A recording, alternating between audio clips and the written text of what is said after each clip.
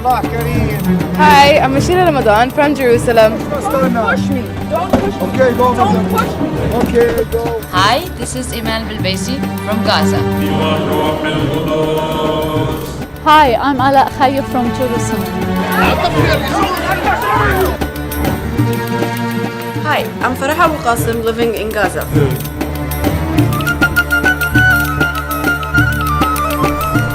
Hi, this is Diana Zir from Ramallah.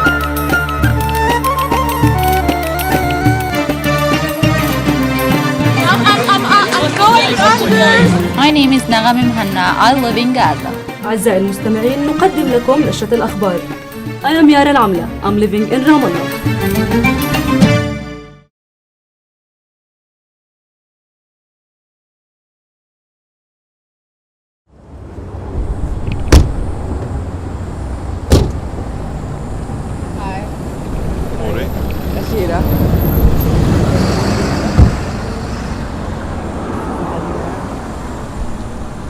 Okay, so we're here. I'm here with Professor Uri Davis, who's the head of the Israeli Studies unit in Al-Quds University, and Adnan, who comes from the Imwas village.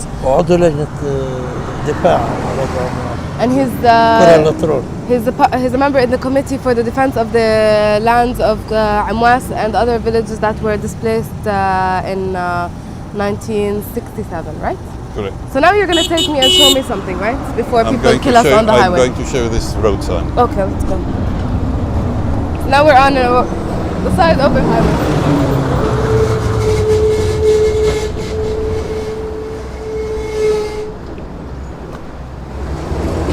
Well, you correctly introduced me as a university professor, so I will treat you to a small lecture. Okay. You see that road sign, Canada Park? Yeah.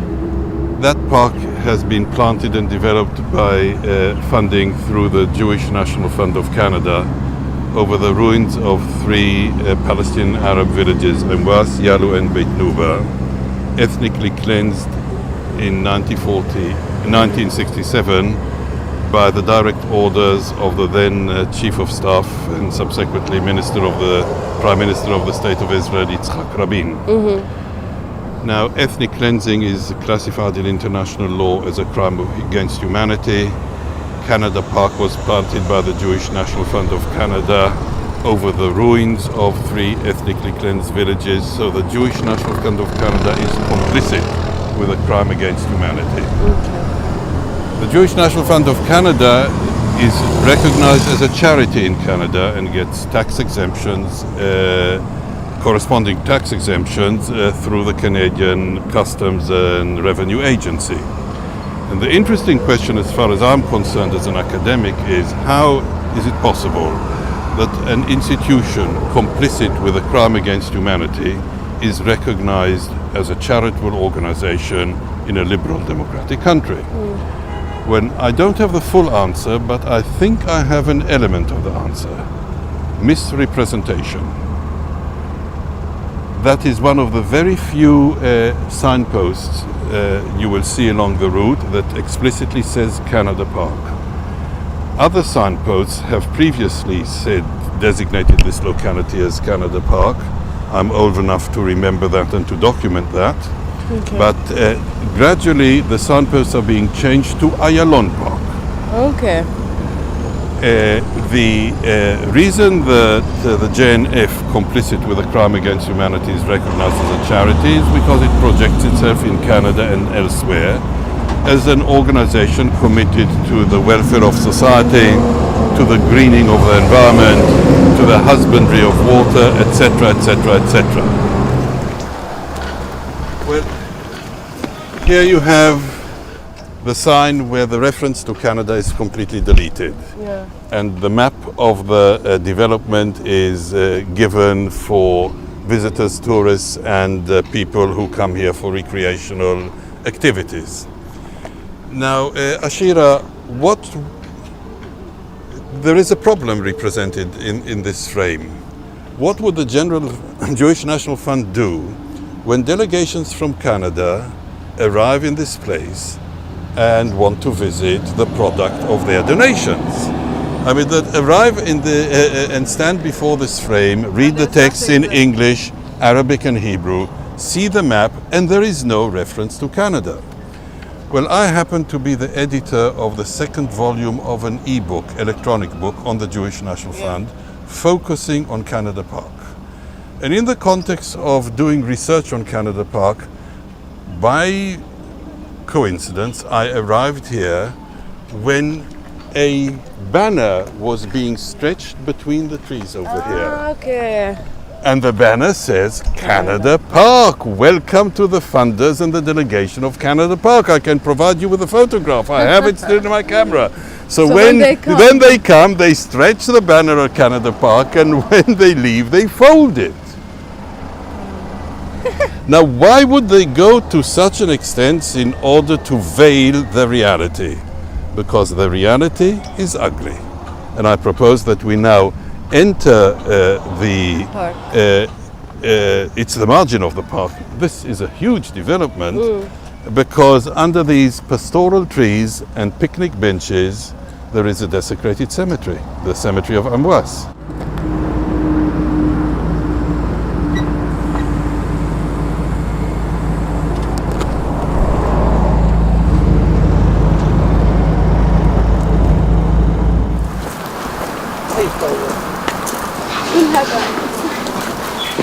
The cypress trees around us are typically Jewish National Fund afforestation activity, but you already begin to see the remnants of the indigenous garden.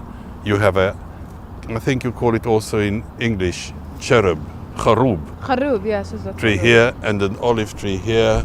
And that olive tree is not a new sapling. That olive tree is many tens of years old. And as we enter further into the park, we will witness the inevitable remain of a destroyed Arab village, the Cactus, the Saber. Saber, yeah. However hard one tries to get rid of the Saber, you can't. A tiny bit which remains under the surface comes back. Correct me if I'm mistaken about the Saber, because I really, I like the Saber, and for me it like symbolizes everything Palestinian. But also because of this issue that the Saber and Cactus, you can't get rid of them, and everyone knows that they're a symbol of the villages and the Palestinian towns, they have also turned it into something Israeli, so that they have entered the Saber into the Cactus into the Israeli narrative or something, which is a Jew, is a Sabra or something. Well, what you say is completely accurate. The Zionist term for a young person born, now here there is an ambiguity, technically born in Israel, inside the state of Israel after 1948, but it's really originate in a parallel technicality of being born in Palestine, in what the Zionist narrative refers to as Eretz Israel. That generation is called Sabra, taken from the Palestinian Saber. You know, the system does not only confiscate and illegally appropriates Palestinian lands, the system also inappropriately appropriates improperly Palestinian elements of Palestinian culture. Someone who doesn't know you watching this film would think, okay, maybe he's like an international person who's like supportive of the Palestinian cause. They wouldn't for once, by hearing what you say, think that you're an Israeli. I'm not an Israeli. What? You're Jewish? I'm of Jewish origin, I'm not Jewish. Okay, so what are you? Because I read something as well about you, that you're like Jewish origin but Muslim, but what exactly? Well, as we walk, I'll tell you what exactly. I was born in Jerusalem quite a few decades back. I was born in Jerusalem in 1943. My father was a British Jew arriving in Jerusalem in the mid-30s of the previous century. My mother a Czechoslovak Jew arriving in Jerusalem at about the same time. They met in the mid-30s, they married in 39, and I was born in Jerusalem in 1943. So in Zionist parlance, referred to earlier, I would be designated as a Sabra. Yeah, because you're born here. I was born in Palestine, or what Zionist term Eretz Israel. So obviously I'm of Jewish origin. But as I progressed over the years and with the amplification of my scholarship and my understanding of the reality of this country, I taught myself and I teach my students to make a distinction. Now these distinctions are contested, they are not universally accepted. My situation in the Hebrew society in Israel is perhaps best explained by an analogy.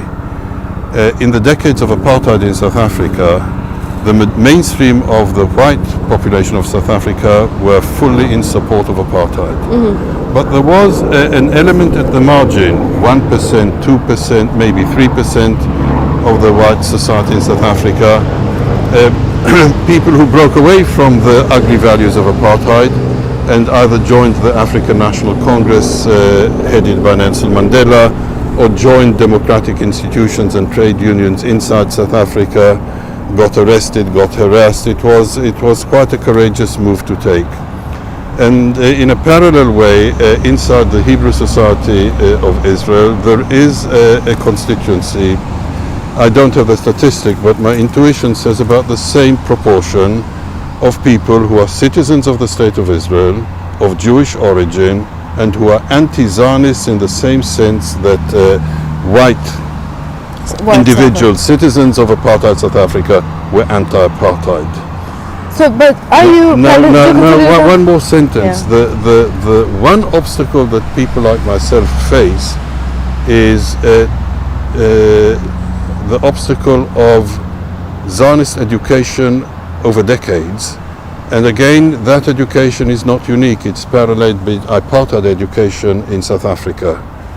I'm told by South African friends that the motor, the engine of educational engine of apartheid was in fact the Dutch Reformed Church. And they educated their constituency that in order to be a good Christian, one needs to be pro-apartheid, and that to be anti-apartheid is equivalent to being anti-Christian, anti-Christ. And the generations of people inside Israel and beyond are being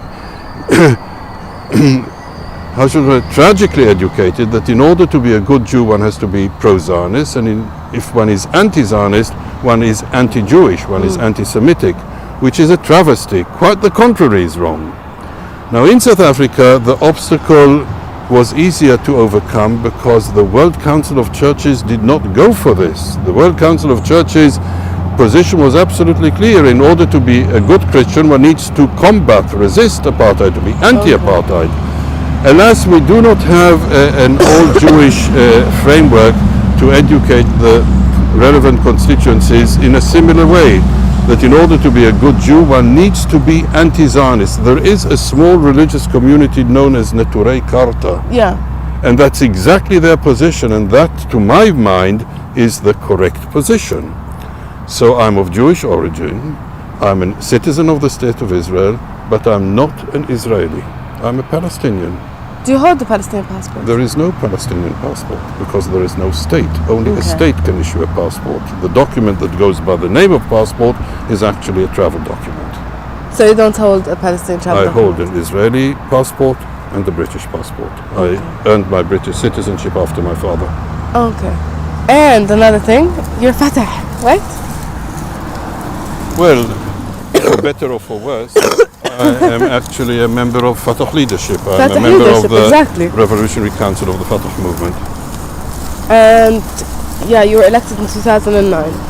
Yeah, at the Fateh Congress in Bethlehem, the sixth Fateh Congress in Bethlehem. How did you join Fateh? Because you were also, I think, in prison, right? Yes, but quite some time ago, and in Israel. A political prisoner for my leadership in mobilizing protest against confiscation of Arab lands in the Galilee. Yeah. Was that before or after you joined Fateh? Oh, much before. That was in the early 60s. I was invited to join Fateh by the late Abu Jihad, Khalil Wazir. And the reason I joined Fateh is because there is no way I would join a Zionist party or a Zionist framework. And it so happens that I am committed to humanitarian values, to liberal values, to socialist values, but not to Marxist philosophy. So it is not possible for me to join a Communist Party. It's not possible for me to join a Trotskyite Party. It was not possible for me to join the Democratic Front and nor the Popular Front. And Fateh, as you know, is constitutionally an open international movement based on liberal values, and membership in the Fateh is not predicated on accepting all of Fateh program, but predicated on most of Fateh political program, which is indeed the case with reference to myself. In fact, I think that the core of the Fateh program, just and stable solution for the Israeli-Palestinian conflict based on the implementation of all UN resolutions, and I underline once and twice and three times all UN resolutions, is indeed the best key to a solution, and it's a strategy and a policy to which I wholeheartedly support. Well, it's interesting because if you implement all UN resolutions, you will get a one binational federal state.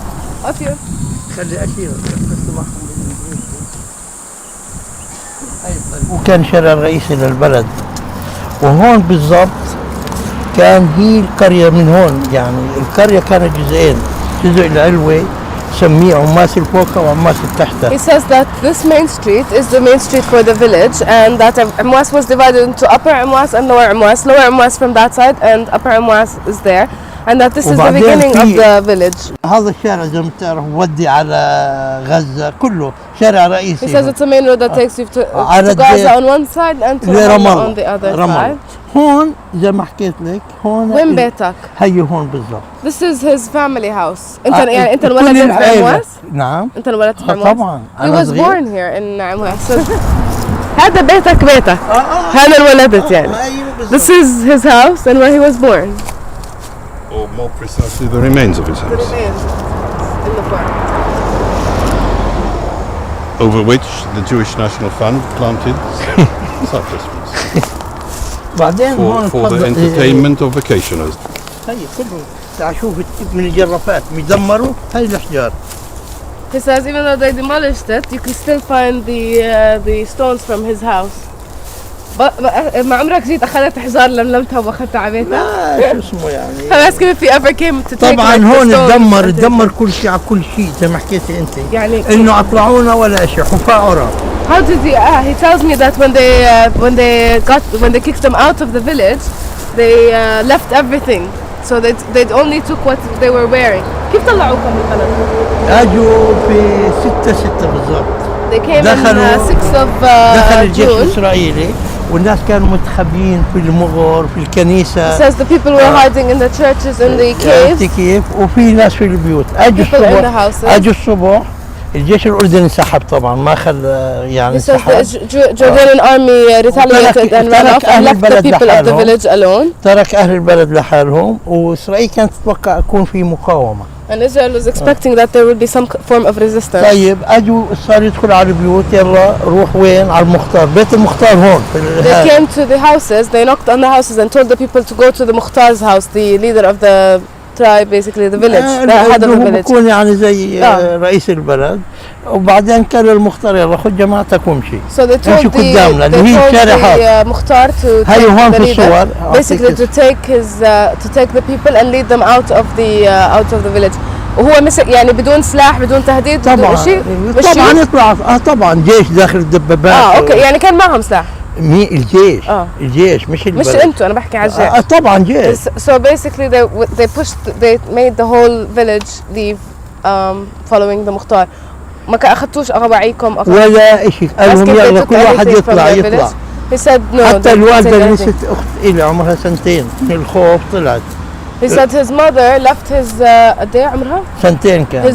His sister was 2 years old. They forgot her in the house because they were so scared. لما وصلوا مسافة بعيدة أختي الكبيرة ذكرها قالت لها وين أختي؟ He says after they walked half the way and then his oldest sister reminded his mother, like, where's our sister? And they realized that they forgot her. سألهم الجندي وين رايحين قالوا له نسينا البنت. قالوا ممنوع أخذوها غصب عنها وهي نايمة لأنها كانت الدنيا الصبح وجابوها. So they they tried to come back and get the sister, but the soldiers told them that you cannot go جابوا اختها يعني؟ الجيش؟ لا مش الجيش، الا امي واختي. خلوهم يروحوا يجيبوها يعني. غصب عنهم، قالوا لهم نسينا شو اسمه. So they told them that they left their daughter behind, so they allowed them at the end to go by force and go get her. وبعدين بلشت رحلة اللي خلينا نقول رحلة الهجرة أو التطهير. He says after that مع القرى الثانية يالو وبيت نوبا. The process of exile and ethnic cleansing began with the villages of Yalu and Beit. نفس الخط لأنه نفس because they all walked in the same path. في ناس من الشيوخ واللي عميان نسميهم كلهم اللي ضلوا في البلد ما قدروش يطلعوا يمشوا كلهم انقتلوا تحت البيوت. He says that the people that, for example, the disabled people, the older people, blind, disabled, the people who couldn't walk and march out of the village were killed inside their houses when they demolished the houses.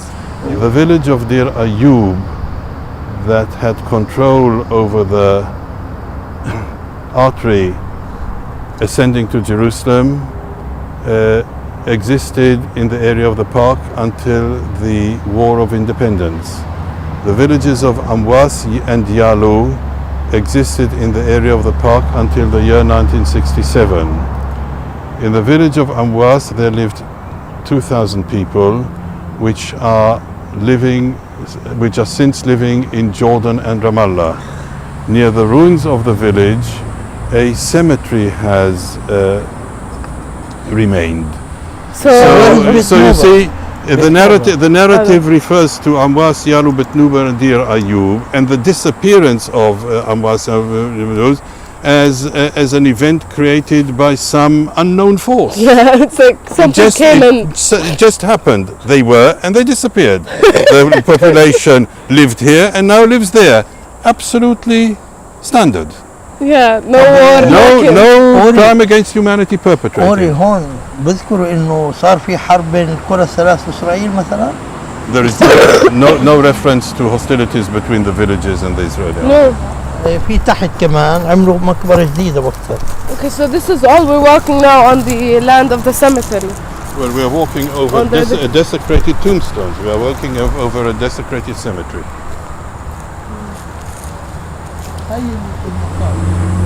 So this is the Muslim shrine that we saw from outside and we just got in, and you can see like the graves and the Arabic, the Islamic writing on it, and inside has been desecrated completely and there's just like ruins, and you can see like artifacts but they're like completely left and destroyed, and the door to the shrine has been locked. As you can see there's a أنا كان كل الناس يجوا لأن البلد حارة تكون بالصيف يجوا هون تحتها. He says that this is the oldest tree in the village and it's like it carries the history of Imwas, his village, and that because in the summer when it used to be hot all the villagers would come and sit like by the shade of This park is wholly illegal not only under international law but in terms of official Canadian government policy. Okay. Any changes in the territories occupied by Israel after 1967 are regarded null and void by official Canadian statements.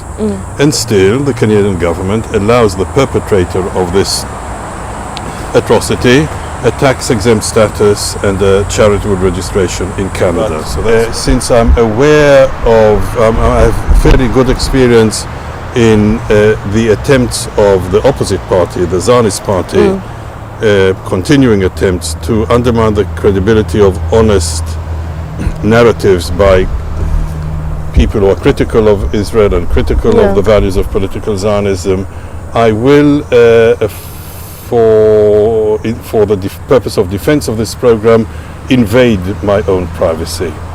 And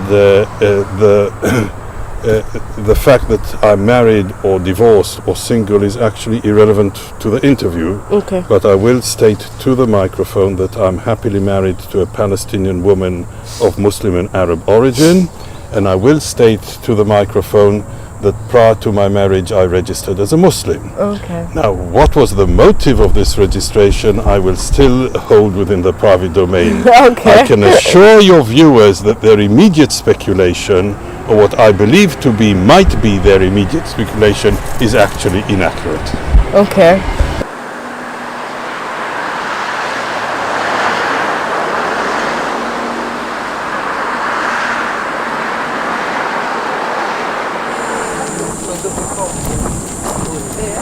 that is the memorial wall. I wonder if you would care to take a shot. This is by the Jewish Fund of Canada. The Jewish National Fund. This park was conceived by Bernard Bloomfield and built during his term of office as president of the Jewish National Fund of Canada, 71 to 75. So he's the one responsible for the... Well, it's the entire institution, of course.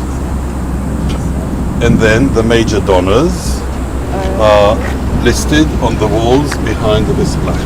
Oh, okay, so there's all the names of the people. So everyone who perpetrated... Oh, it's divided into categories.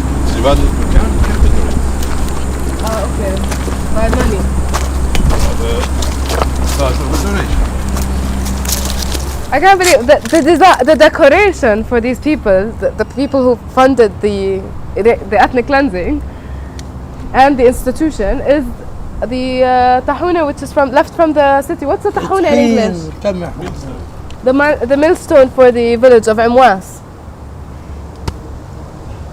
It's their monument.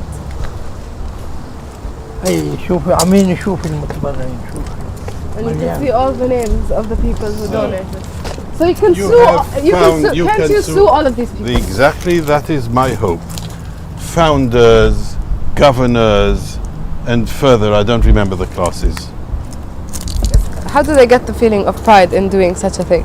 A park over the remnants of a village which they ethnically cleansed. Well, you need to consider the value orientation of people who are fundamentally racists. People who are fundamentally racists classify other classes of people as less than human. If you classify any part of humanity as less than human, you perpetrate that kind of crime and take pride in it.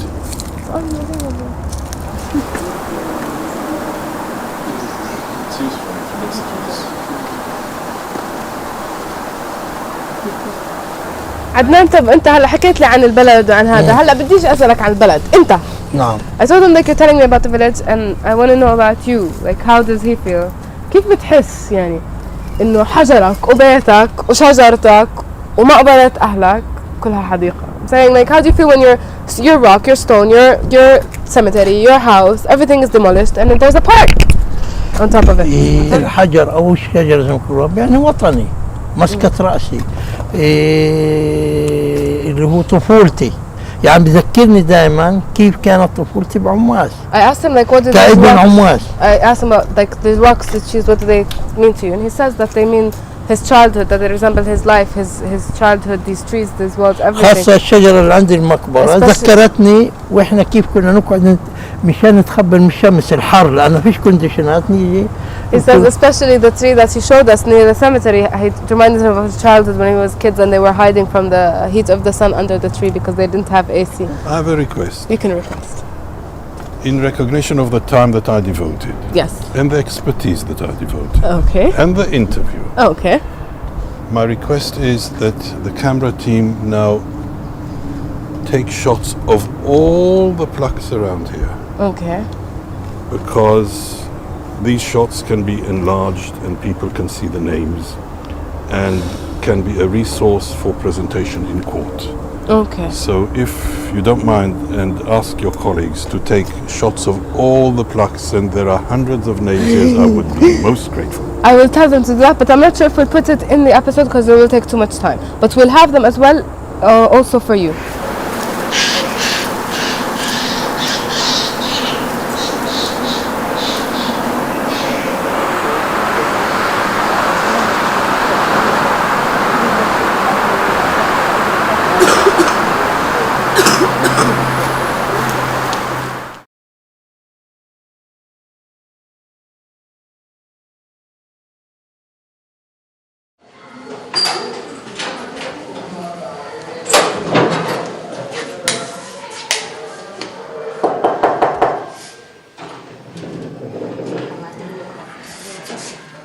كيف حالك؟ شو أخبارك؟ الحمد لله. وين جميلة؟ تفضلي. جميلة. كيفك يا جميلة؟ أخبارك جميلة؟ الحمد لله. هذا عمك يا جميلة. جالس في المدرسة أنت؟ احنا فترة مراجعة بنقدر نراجع. أنت بأي صف أنت؟ 10. Jamila, she is in 10th grade. She doesn't have a school today because she has to review her study for preparing for her exams for the final semester in her school. As we see that Jamila, she lost her legs. كيف صار الحادث؟ واحنا على السطح بنلعب انا واختي وبنت عمي وولاد عمي، واجى علينا صاروخ صوابت انا وابن عمي واختي وبنت عمي. So while Jamila was playing in the floor, the roof of her building, a missile was hit them, and she lost her cousin and her sister, and she lost also her legs. نطلع فوق نشوف بالضبط وين صار وكيف صار. So me and Jamila will go to the roof because Jamila will show us the accident place. But first of all, Jamila has to wear or put her artificial limbs because she will move with them with the help of her artificial limbs. And I think أمك بدها تساعدك في تلبسيهم تنتيها. ماما. Her mother will help her in putting her artificial lips. شو أكتر إشي بتتصعبي منه فيهم؟ لما أقف وأقعد. So وأحيانا the most thing that she find difficult for her that when she wanted to sit up and sit down. هلا أمك بدها تساعدك. ولما ألبس بقعد نص ساعة لما يدخل أحيانا. لما بدك تقعدي تلبسي بتقعدي نص ساعة وأنت تلبسي فيه؟ عشان حكاية الكيس نفسه بطل زي قبل إنه ينسحب بسرعة. So Jamila takes like half an hour while she is wearing. تاخد نص ساعة وأنت تلبسي فيه. أنا مش فاهمة. تاخد نص ساعة وأنت تلبسي فيهم. نطول أحيانا بيجننا كثير. Sometimes Jamila takes like half an hour while she is putting the artificial limbs and to wear it because she finds some problems with the sack. I think the sack which is with her mother, this sack, and now she will show us how she will put it the artificial lips. Okay.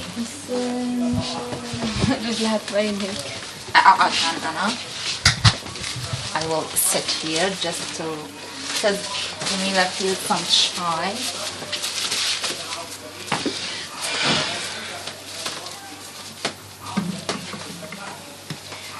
So first of all, she will put the sack on her amputed leg. يلا مش شايفة. So as we see that Jamila's mother trying to help Jamila in wearing the artificial limbs. مين عمل لها الأطراف هاي؟ Slovenia. Jamila made those limbs in Slovenia. كيف عملوا لك إياهم؟ يعني كيف القصة صارت؟ عن طريق جابر المصري. أخذنا هو شفنا على الجزيرة من زمان بدور علي. So there is a man, his name is جابر المصري. انتي أول إشي عملتي أطراف كان بالسعودية بعد الحرب على طول؟ لا وكانت شغالة الحرب طلعت. والحرب شغالة. So after the accident of Jamila and after she after her legs had been amputed, she went to Saudi Arabia to get treatment there. هي أول شي مرة في مرحلة علاج. First of all she had عملت عمليات بقت راحت من هنا برضه. وين عملوا لها العمليات في غزة؟ في غزة بتر. So first of all in Gaza in hospital they amputated her legs because كان فوسفور أبيض ولا؟ لا قبل شفته. إيش في مشكلة هان؟ So now I think Jamila facing problem with the second lips. ليش فكي؟ ليش إيش المشكلة هالقيت؟ خلاص لحاله بتيس يبعد عنك. So it is stuck the sack and it doesn't مين بابا؟ get it out.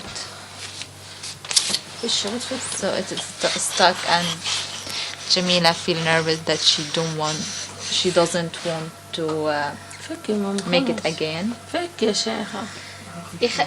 ايش مشكلة الكيس بالضبط؟ شو صار بالضبط؟ شايفة كيف نوعيته؟ صار زي هو بنوعيته بالعادة بيكون كيس حل سحل، فمع الاستعمال لعن الاستعمال So the material of this sack with the using it reduce its quality. So she has to renew it and to bring a new one. طب ما فيش منه هذا الكيس؟ لا. It is not available in Gaza like this sack. من وين لازم تجيبوه؟ هو أساسا لازم ينجب من مطرح مركبة الطرف من وين؟ So she has to bring another one like this one from Slovenia. ممكن أي حدا لو لقى حدا يساعدها فين تدي إنه حدا يدبره بتدبر من برا. Or anyone can help her and bring a new one for her for this sack. She has to bring a new one because with time it lose its quality.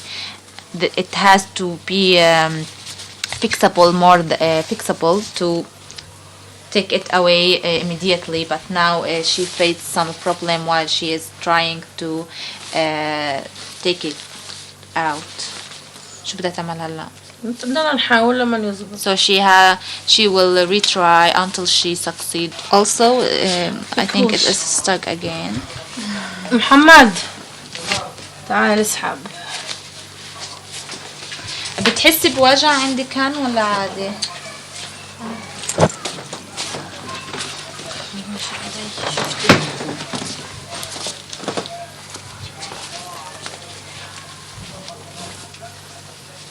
So her brother now is helping her. I think it needs more power.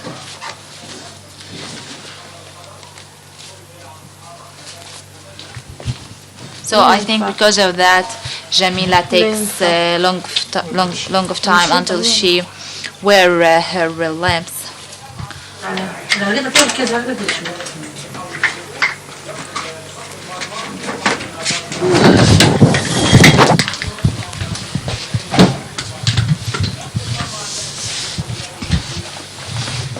Now Jamila, her mother and her brother will help her to stand up. As you see that she is finding difficulties in standing and in sitting. She will sit. عاد المفروض في الأطراف يعلموها كيف لحالها تقوم وكيف لحالها تقعد. وين هذا؟ عندنا في أطراف في مركز. So her mother said that there is a center in Gaza for conditions like Jamila, and in that center they supposed to learn and train Jamila how to stand and how to sit to make that easy for her.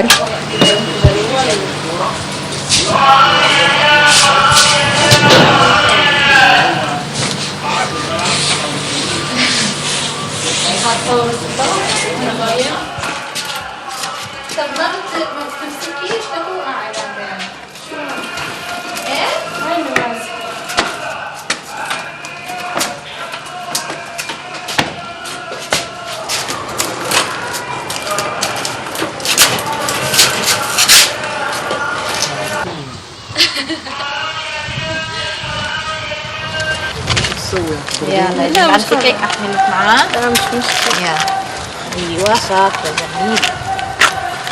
ها؟ وين كنتوا بالضبط؟ انتي واقفة هان؟ مطرح الصحن هنا.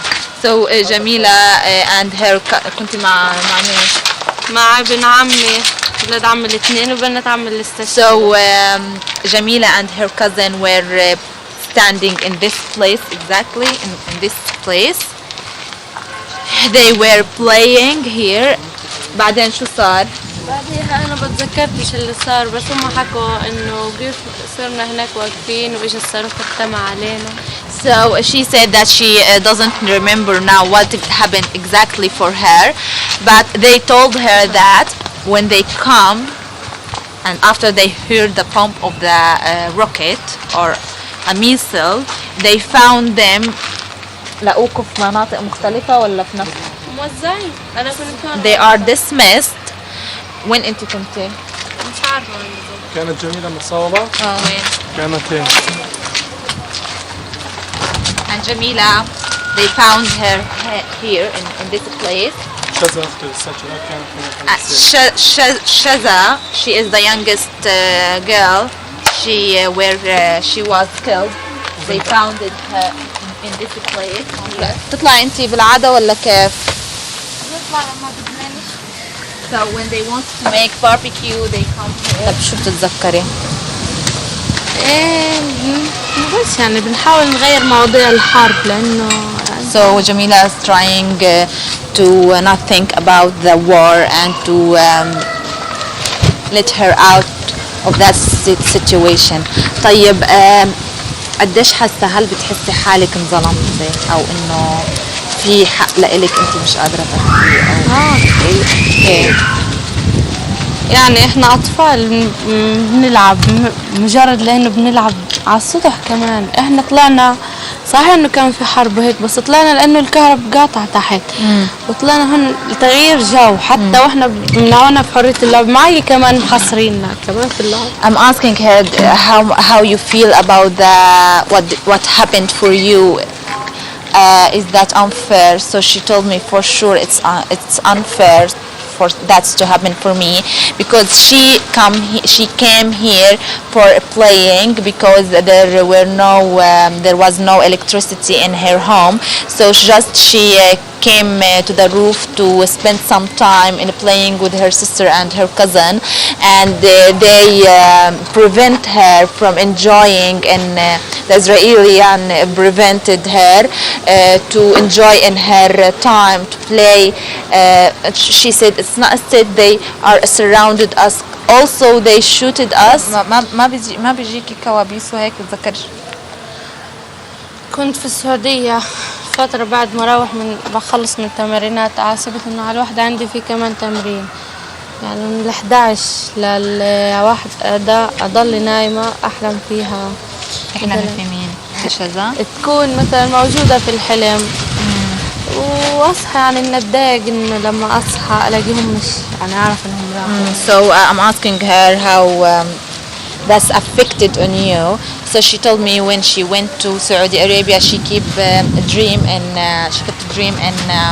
Shaza remembered her, and when she woke up, she discovered that they are not around her, and there is no Shaza.